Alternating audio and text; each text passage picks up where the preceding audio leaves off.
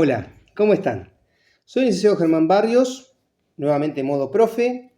Hoy vamos a volver al padre del psicoanálisis, nada más y nada menos que la interpretación de los sueños, capítulo 6, el trabajo del sueño, ¿sí?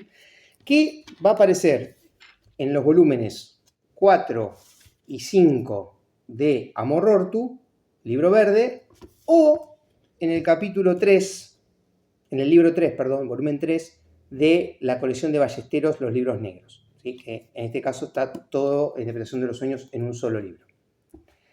Bien, entonces, capítulo 6, el trabajo del sueño. ¿Qué es lo que nos trae Freud en el capítulo 6?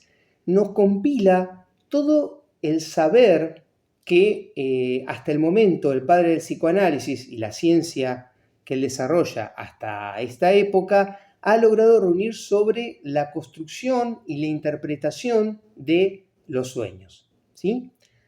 Y ya en la introducción va a decir Sigmund Freud algo muy interesante, ¿sí? Que es que el contenido manifiesto, o sea, el recuerdo del sueño, siempre que aparezca contenido manifiesto va a ser aquello que uno ve en el sueño, que uno recuerda del sueño, ¿sí?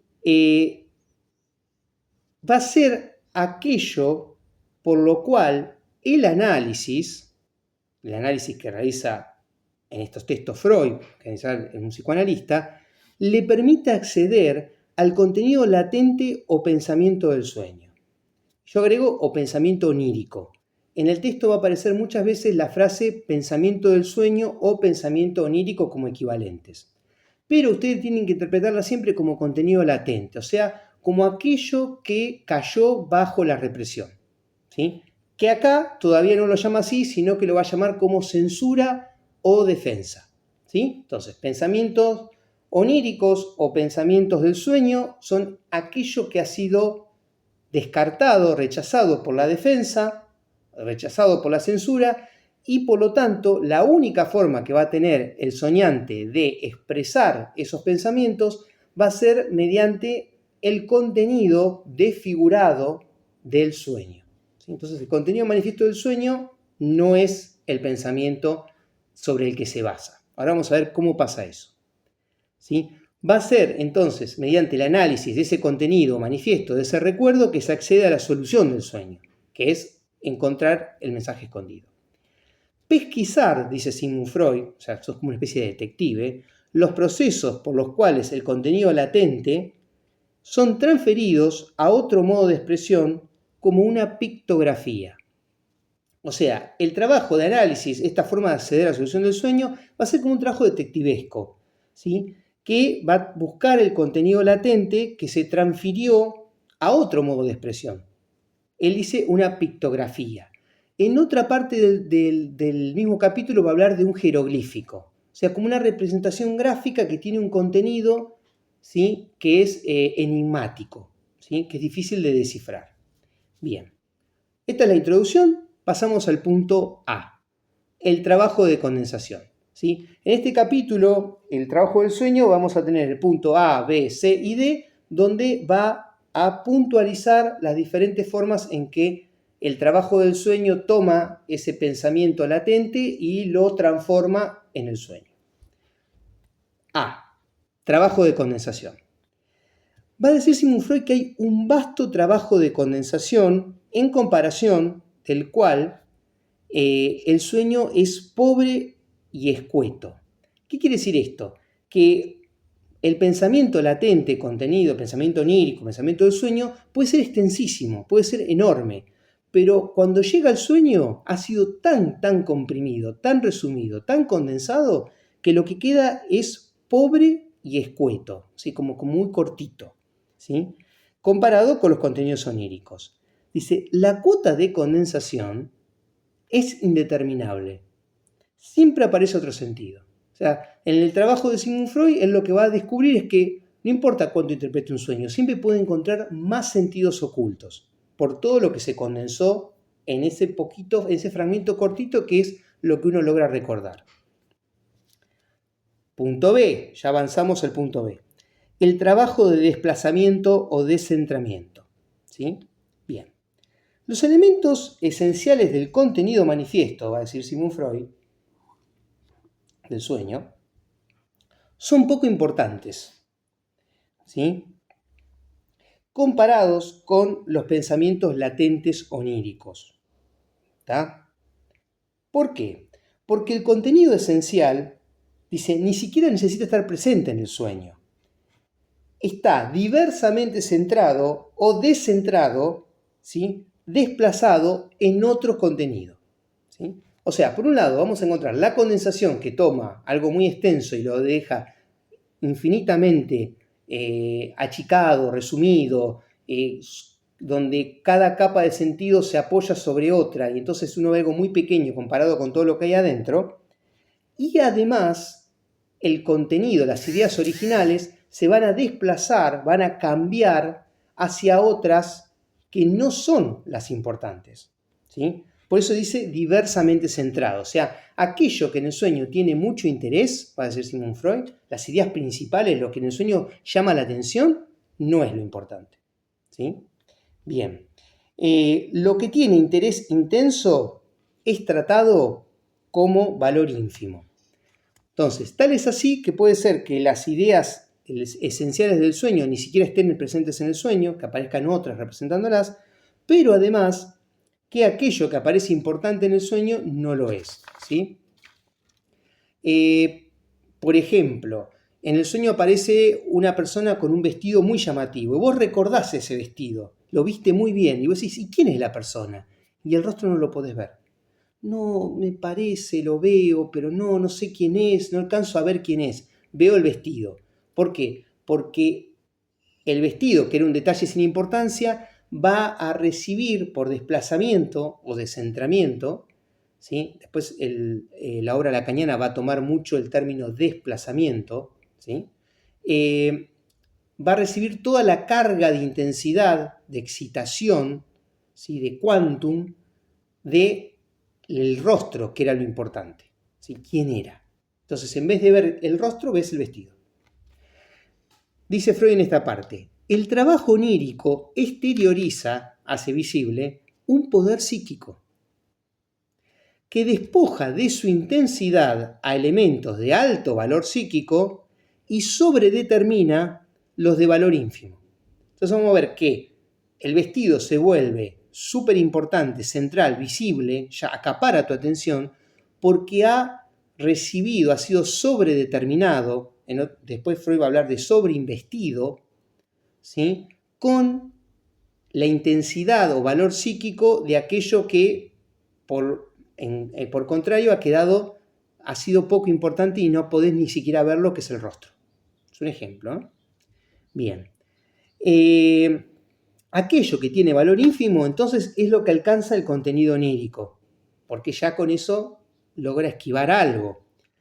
Se produce una transferencia y desplazamiento de la intensidad psíquica, ¿sí? ¿Qué es este poder psíquico que produce este cambio de intensidad de algo muy importante a algo de valor ínfimo? Es la defensa o censura, ¿sí? Es eso. Entonces, el cambio, el desplazamiento, la transferencia de intensidades psíquicas es lo que produce la diferencia entre el contenido latente, que no podemos ver, y el pensamiento onírico y pensamientos oníricos con aquello que aparece en el sueño, ¿sí?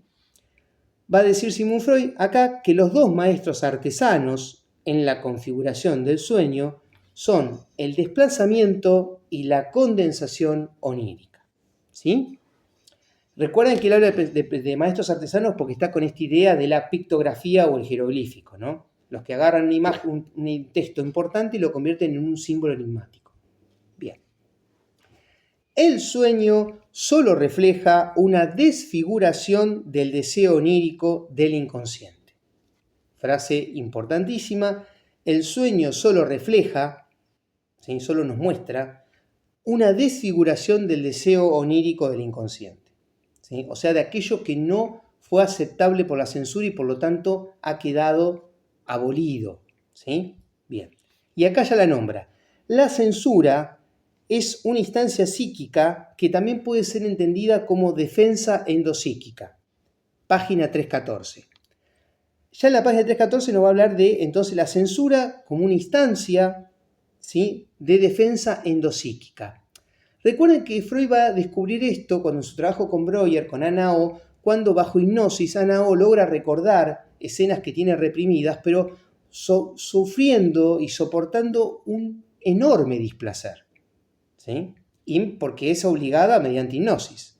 Entonces Sigmund Freud, la consecuencia que va a sacar de esto es que hay una defensa endopsíquica que mantiene a la conciencia a salvo de ese enorme displacer, ¿sí? Bien. Los elementos que llegan al sueño tienen que sustraerse de la censura de la resistencia, va a decir Sigmund Freud ya en la página 315. ¿Sí? Estamos hablando de lo mismo. Bien. Punto C. Ya llegamos al punto C, que es el más largo de esta parte, que tiene más elementos. Los medios de figuración del sueño. Página 316 de la colección verde. Bien. Cuando habla de los medios de figuración, ustedes piensen la figuración como una representación en algo visual. Agarrar un texto y transformarlo en algo visual, ¿sí? Eso sería figuración. ¿Cuáles son los medios por los cuales el sueño toma un contenido prohibido y lo representa de manera que la censura, de manera de mostrarlo como si fuera una obra de arte, mostrar lo que está prohibido, pero sin que la censura lo detecte, ¿sí? Bien. El sueño, va a decir Sigmund Freud en esta parte, los medios de figuración del sueño, no dispone de medios para figurar las relaciones lógicas. Relaciones lógicas son como causalidad, oposición, ¿sí?, simultaneidad, ¿sí?, son como que una cosa causa la otra, ¿sí? Bueno, esas relaciones lógicas no las puede mostrar. No tiene forma. Solo toma el valor, el contenido sustantivo de los pensamientos oníricos, ¿sí? O sea, la relación entre dos cosas que se oponen lo tiene sin cuidado. ¿Qué es lo que hace? Toma esos elementos y después a esos elementos le aplica los métodos para engañar la censura. Por eso es que en el sueño aparecen cosas que son completamente opuestas al mismo tiempo, ¿sí? Entonces vos podés tener edad adulta, pero estar sentado en tu banco de escuela, ¿sí? Y reconoces que es tu banco de escuela. Entonces ahí hay cosas que no tienen lógica. Bueno, porque la relación lógica del sueño, la verdad, ni las ve, ni las entiende, ni les interesa, ¿sí? Dice, en la interpretación del sueño, el que restaura la trama de que el trabajo del sueño aniquiló es el terapeuta, el analista, ¿sí? Es en la interpretación del sueño en que el analista va a reconstruir ese hilo, ese relato que la trama del sueño, dice Sigmund Freud, aniquiló, ¿no? O sea, una afirmación fuerte, la aniquila, la destroza. Bien. ¿Cuáles son los medios para representar el material onírico? ¿Sí? Las relaciones del material onírico. Ya sabemos que se condensa y se desplaza. Bueno, ¿cómo hacemos para mostrar estas relaciones de ese material condensado y desplazado? Bueno, la primera es la simultaneidad. Una forma de reflejar que dos cosas están conectadas o que una es causa de la otra es que aparezcan juntas o seguidas, ¿sí?, al mismo tiempo, ya sean como una síntesis, como una situación en la cual aparecen juntas o como un proceso en el cual algo sigue a otra cosa, ¿sí? Simultaneidad. Dice, no toma ingredientes dispares, sino que tiene en el contenido latente, los pensamientos oníricos, un nexo íntimo. Entonces, si vos apareces sentado en el banco de la escuela siendo un adulto, vos decís, no es que son elementos dispares, no es que vence la cuestión temporal, sino que hay un nexo íntimo entre eso que aparece, que vos reconocés como tu banco de escuela, y la situación que quiere representar, ¿sí? Por ejemplo, que te retan como si fueras un niño. Y lo que aparece en la escena es que estás sentado de vuelta en el banco de escuela, pero sos adulto, ¿sí? Bien. Otra forma de figurar la causación, el nexo causal, que es una relación lógica, es mediante la sucesión, ¿sí? Entonces voy a decir cosas que no tienen mucho sentido, pero venían una detrás de la otra. Los elementos se suceden porque una imagen, persona, cosa, cambia directamente a otra, ¿sí? ¿Está? También en el sueño puede representarse diferentes posibilidades, ¿sí? Aunque se excluyan mutuamente. ¿Y cómo aparecen? Aparecen simultáneamente y expresan líneas de pensamiento diferentes. Entonces vos podés ser que en el mismo momento sientas odio, sientas miedo y sientas culpa. ¿Por qué? Porque ante la situación que tenés que resolver es como los tres caminos, ¿sí? O ejecutás el odio, o sentís culpa por el odio y no lo haces, o tenés miedo porque te van a culpar porque hiciste lo que todavía no hiciste porque la culpa no te dejó hacerlo, ¿sí? Todo al mismo tiempo y te aparecen juntas en el sueño. Freud dice, en extremo llamativa es la conducta del sueño hacia la oposición y la contradicción. Lis y llanamente la omiten. Y ahí aparece esta cuestión de que el sueño puede parecer inentendible porque aparecen cosas opuestas al mismo tiempo. Dice, el no parece no existir para el sueño. Ojo con esto, no implica que no aparezca en el sueño alguien que diga que no. Y si aparece, tenemos que ver cuál es la deformación que hay en ese mensaje. Sino que cosas que tendrían que aparecer como negativas aparecen sucediendo, ¿sí? Aquello que no va a suceder aparece sucediendo. Y aparece para decir en el sueño que no va a suceder. Pero no pueden representar el no sucede. Entonces directamente te lo muestra, ¿sí? Bien. Puede el sueño tranquilamente componer los opuestos en una unidad o idéntico elemento. Entonces vos tenés que elegir irte a otra ciudad o quedarte en tu casa y de golpe sentís que estás en tu casa pero mirás por la ventana y estás en otra ciudad. Están las dos cosas al mismo tiempo, ¿sí? ¿Está? O, dice Sigmund Freud, puede ser que directamente lo que aparezca en el sueño es lo opuesto. Y de esa manera te está mostrando lo que no está. Fíjense la complejidad del análisis del sueño, donde todas estas circunstancias pueden, depende del sueño, aparecer en uno u otro momento, todas o alguna. Y el analista tiene como que ir descifrando, teniendo en cuenta todas estas posibilidades. La relación lógica, muy utilizada por el mecanismo de formación del sueño, es la relación de semejanza, concordancia o contacto-comunidad.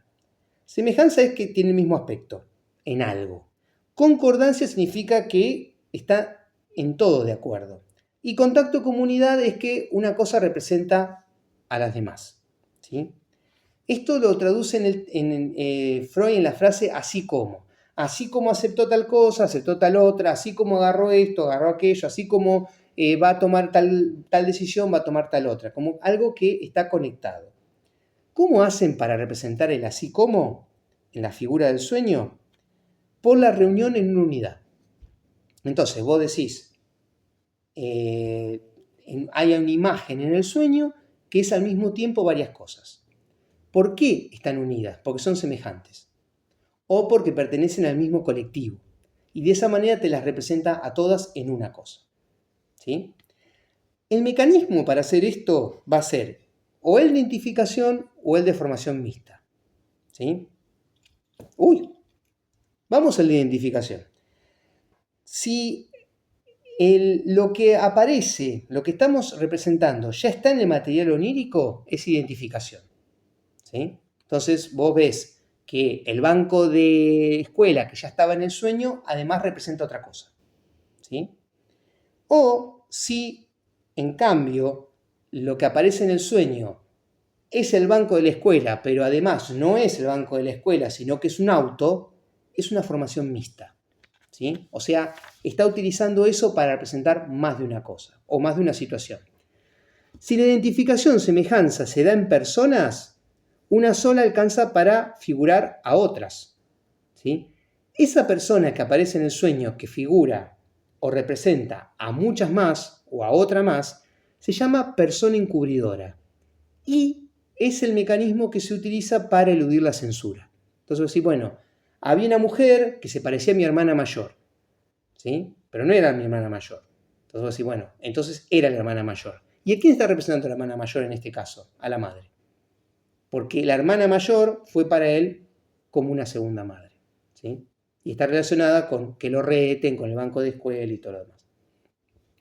La formación mixta, además, reúne cosas, por lo general, entonces vos decís, era un arma, pero después era una madera, pero después voló y era un pájaro.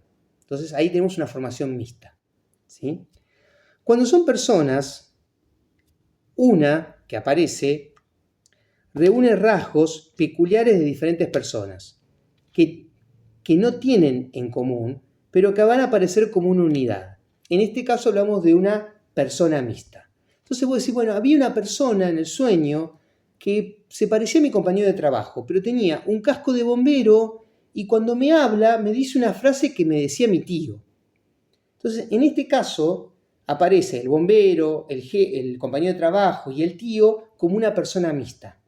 Y todas estas personas, todos estos rasgos, van a permitir por condensación que aparezcan en el sueño a través de esa figura mixta, ¿sí? Que puede funcionar como persona encubridora. Pueden aparecer sin hacer nada. Si aparecen sin hacer nada, dice Sigmund Freud, el hecho de que aparezcan es para aclarar cuál de todos los sentidos del sueño es el que nos interesa a nosotros, ¿sí? ¿Tá? Nos guían en la interpretación. Identificación y formación mixta sirven a diferentes fines. Por ejemplo, a marcar algo común a dos personas, a desplazar algo común de una persona u otra, o expresa el deseo que se comparte con esas personas o el deseo de esas personas. ¿Sí? Bien. Página 328. Frase importante de Freud. Todo sueño versa sobre la persona que sueña. ¿Sí? Venimos hablando de todo esto de las personas, formaciones mixtas, identificación, y vos decís, bueno, pero aparece un montón de gente y yo no aparezco. Página 328. Todo sueño trata sobre la persona que sueña. Los sueños son absolutamente egoístas, dice Sigmund Freud, ¿no? Si no aparece mi yo, se ocultó en otra persona por identificación. ¿Sí? Entonces puede ser que vos estés dentro de una persona mixta o vos seas uno de los que está escondido dentro de una persona encubridora. El sueño no expresa la contradicción o el no, pero puede figurar la oposición por lo inverso. ¿Sí? Entonces no te dice que algo es opuesto a otra persona, pero te aparece algo inverso, que no tiene sentido. ¿Sí? Aquello que en el material onírico, ¿sí?, es imposible de representar porque caería bajo la censura, puede en cambio aparecer por su inversa. Entonces, bueno, en vez de quería cobrar, quería pagar, ¿sí? Y el quería pagar sí logra pasar la censura. ¿Sí? ¿Vamos bien hasta acá? ¿Sí? La inversión, ¿sí?, es muy importante en el sueño, en tanto que expresa la mudanza en lo contrario. Esta frase de la mudanza en lo contrario, lo mismo que desplazamiento, van a ser muy importantes en la primera obra de Lacan, ¿sí? En la etapa de Lacan de lo simbólico y de la cadena significante. Esta idea de la mudanza en lo contrario. Y también es muy importante en la interpretación de los síntomas somáticos, en la psiconeurosis. Seguimos con el texto.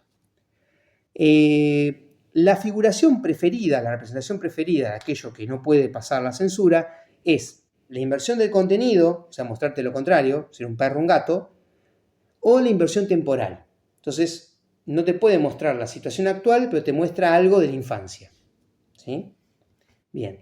Las imágenes oníricas con mayor intensidad, acá estamos retomando lo que venimos hablando, intensidad sensorial o vivacidad, por causa de la censura casi nunca llegan al sueño. La intensidad de los elementos en uno nada tiene que ver con la intensidad en el otro, o sea, en el pensamiento, en el contenido latente o pensamiento del sueño, pensamiento onírico y lo que aparece realmente en el sueño. ¿Sí? Se produce una total, textual de Freud, subversión de todos los valores psíquicos. ¿Sí? Otro tema que también va a retomar Lacan, la subversión de todos los valores psíquicos. También afirma Freud, todos los sueños de una misma noche pertenecen por su contenido a una misma totalidad. O sea, uno dice, bueno, soñé tuve 3 sueños, sentí que soñé toda la noche. Me acuerdo, uno me lo acuerdo apenas, soñé 3 sueños. Bueno, son un sueño, dice Freud. ¿Sí? La forma en que se den, el orden, la cantidad de sueños y la forma en que se agrupan, cómo se conectan o no, es parte de la figuración o representación de lo que sería una totalidad, que para burlar la censura va a aparecer no solamente desfigurada, sino además cortada, separada. ¿Sí? Bien. Obviamente, mientras peor es lo que tenemos que soñar, mientras más inaceptable es para la censura, más recursos tiene que tomar esta para burlarla. Bien. Nos vamos a la página 343 y acá Freud nos adelanta algo que es bombazo. ¿Sí? ¿Por qué? Porque es algo que agrega al texto de la interpretación de los sueños en 1919, cuando ya tenía mucho más avanzada su teoría del psicoanálisis. Y va a decir, el sueño es cumplimiento de deseo. ¿Y a qué lo refiere? Que hay casos en que una persona dentro de un sueño sueña que está soñando, o sea, que sueña que se despierta dentro de un sueño y puede recordar el sueño que tuvo dentro de otro sueño. ¿Sí? Soñé que estaba soñando. Bueno, lo que decía Sigmund Freud es que el sueño que aparece dentro de un sueño tenemos que tomarlo como literal, como verdadero. ¿Sí? Dice, el sueño dentro del sueño implica la corroboración de su realidad. Por eso es que lo sueña dentro de un sueño, para poder soñarlo. Y su más fuerte afirmación. Y acá usa el término Beyahum para esta fuerte afirmación, ¿sí? Que es un término que van a ver más adelante con Lacan, la Beyahum. ¿Sí? Y acá es donde sale la idea de que el sueño es cumplimiento de deseo. ¿Sí? O sea, el hecho de que vos tengas que soñar, que soñás para mostrar lo que querés mostrar, muestra hasta qué punto el sueño cumple el trabajo de cumplir, un deseo. ¿Sí? Bien. Terminamos con el volumen 4 de la interpretación de los sueños. Pasamos al punto D de este capítulo 6, el trabajo del sueño, que termina en el volumen 5 de Amor Ortu, en el punto D. Y punto D, el miramiento por la figuralidad. El miramiento por la figuralidad tenemos que verlo como el estudio de la representatividad, ¿sí? Cómo se representa. Bien, y acá retomo un poquito lo anterior antes de largarnos otro avance importantísimo.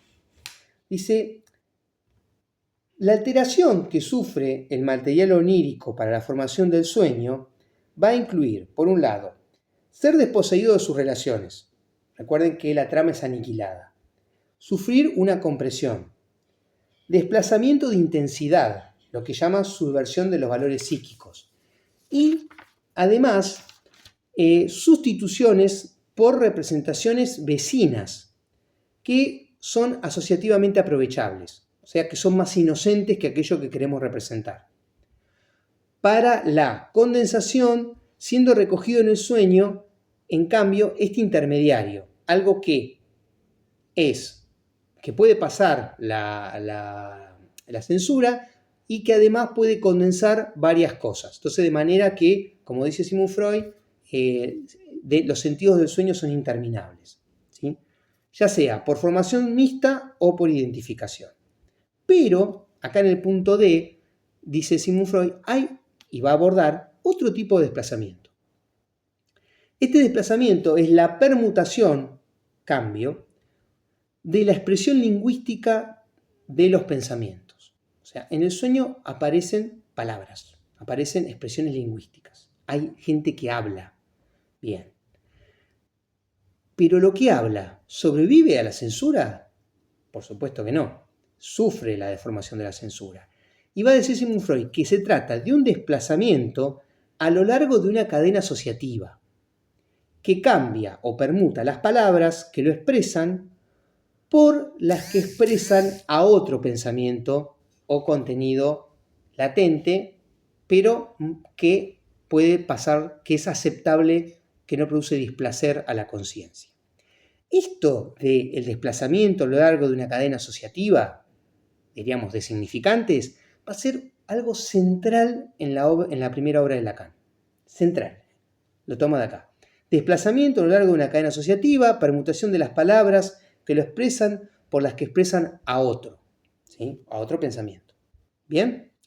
Esto, dice Sigmund Freud, este mecanismo, contribuye a esclarecer el absurdo del sueño, ¿sí? Por eso a veces en el sueño aparecen cosas que son inentendibles.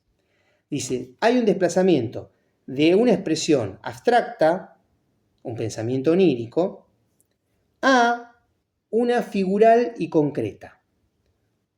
¿Qué significa figural? Bien, figural implica que sería algo como una metáfora. Es una expresión que permite figurar otra cosa. Por ejemplo, decía, me comería una vaca. Me comería una vaca es una expresión figural. ¿Por qué? ¿Implica que te vas a comer a una vaca viva? No, quiere decir que tenés un hambre bárbara, tenés muchísimo apetito. Si lo dijeras literal, dirías, tengo un enorme apetito, muero de hambre. Igual ya muero de hambre sería figural, pero bueno, desfallezco de hambre. Bien. Si vos decís, me comería una vaca, hay un contenido metafórico en eso, ¿sí? Lo cual siempre sirve a los fines del sueño, y además le da otra intensidad, ¿sí? Entonces, ¿qué hace el sueño? Toma una expresión abstracta y la convierte en una figural, y además concreta. Por ejemplo, en el sueño va a aparecer la vaca, ¿sí? ¿Por qué? Porque la expresión figural y concreta, que no es la abstracta, por ejemplo, pasar del concepto paz a una paloma, es susceptible de figuración, se puede representar en el sueño con imágenes, sin tener que decirlo. Además, actúan la condensación y la censura, o sea, en esa imagen podés meter muchas cosas, lo cual la pone en relación con el resto del sueño, la intercala en el sueño, y permite las construcciones léxicas, ¿sí? Los chistes, las expresiones, ¿sí? Que tienen multivocidad. Vamos a traducir esto. ¿Qué es una construcción léxica? Una construcción léxica es un juego de palabras que permite muchos sentidos, muchas interpretaciones. Cuando Freud habla de multivocidad, está hablando de múltiples voces. Entonces voy a decir, por ejemplo, un banco. Un banco puede ser un banco de plaza, una entidad bancaria, un banco de arena, un banco de esperma, o puede ser la forma en que tratan, en que llaman a tu madre o a tu padre, porque siempre le piden dinero. Un banco, el banco. Pero en el sueño puede parecer como que alguien dice, nos reunimos en el banco, aparentemente un banco de arena, y se están metiendo las aguas. Pero la construcción léxica, nos vemos en el banco, puede significar, nos vemos en casa pidiéndole dinero a mamá. ¿Sí? O te desafío a ver quién le saca más dinero a mamá. Y ahí tendríamos una construcción léxica de multivocidad, con múltiples voces. ¿Se entiende? Bien. Y acá nos vamos a la página 347 de este capítulo D, del volumen 5 de la colección de Amor Orto, Interpretación de los Sueños, y Freud va a decir que debido a toda esta deformación, la interpretación de un elemento onírico es dudosa porque siempre hay que tener en cuenta, estamos en la página 347 y lo puntea, que se debe dudar si tomar el elemento que aparece en el sueño para interpretarlo en sentido positivo o negativo, ¿sí? O por relación de oposición, porque ya sabemos que las relaciones desaparecen en el sueño. Si se debe interpretarlo históricamente como una reminiscencia o como una inversión, o sea, se juega con la variable temporal para significar algo o para ocultar algo. Si debe ser interpretado simbólicamente o literalmente. Si debe aplicárselo partiendo de su enunciación literal, o sea, si nos interesa cómo suena, porque nos interesa la multivocidad, la palabra banco, ¿sí? Todas estas cosas tienen que ser tenidas en cuenta al momento de interpretar el contenido del sueño, ¿sí? Y acá agrega algo que yo tomo con esto, cierro el punto D del capítulo 6, Interpretación de los Sueños, que este proceso de desfiguración y de juego de palabras va a ser idéntico y va a ser esencial para entender la formación de los síntomas neuróticos o, dice Sigmund Freud, psiconeuróticos. ¿Sí? Bueno, hasta acá, entonces, la interpretación de los sueños, capítulo 6, el trabajo del sueño, punto A, B, C y D. Espero que hayan entendido, que les sea claro, si no me dejan dudas en los comentarios, y si les gustó, si les sirvió, compártanselo a otro estudiante. Chao. Nos vemos en el próximo video. Hasta luego.